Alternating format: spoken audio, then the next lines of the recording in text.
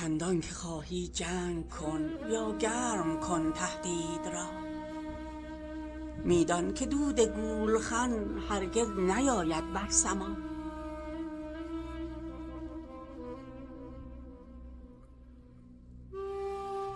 ور خود برآید بر سما کی تیره گردد آسمان، کز دود آورد آسمان چندان لطیفی و ضیا.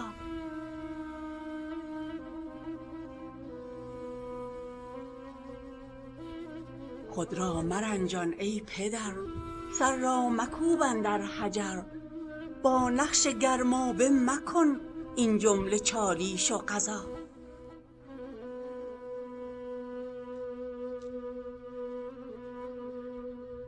گر تو کنی بر مه تفو بر روی تو باز آید آن، ور دامن او را کشی هم بر تو تنگ آید قبا.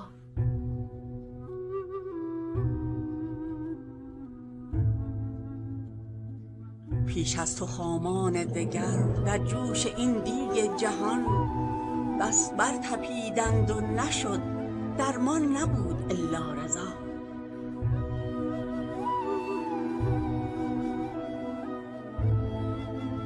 بگرفت دم مار را یک خار پشت اندر دهن، در کشید و گرد شد مانند گویی آن دغا. آن مار ابله خویش را بر خار میزد دم به دم، سوراخ سوراخ آمد او از خود زدن بر خارها.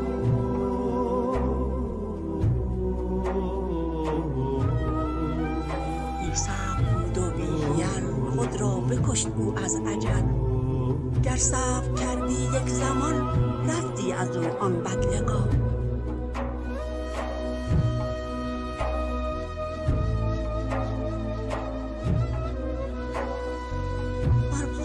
پشت هر بلا خود را مزن تو هم هلا، ساکن نشین وین ورد خوان جاء القضا ضاق الفضا.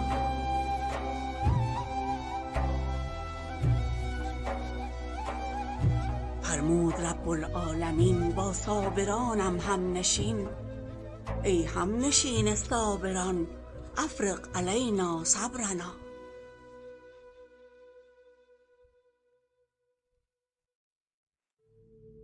رفتم به وادی دگر باقی تو فرما ای پدر، مر صابران را میرسان هر دم سلامی نو ز ما.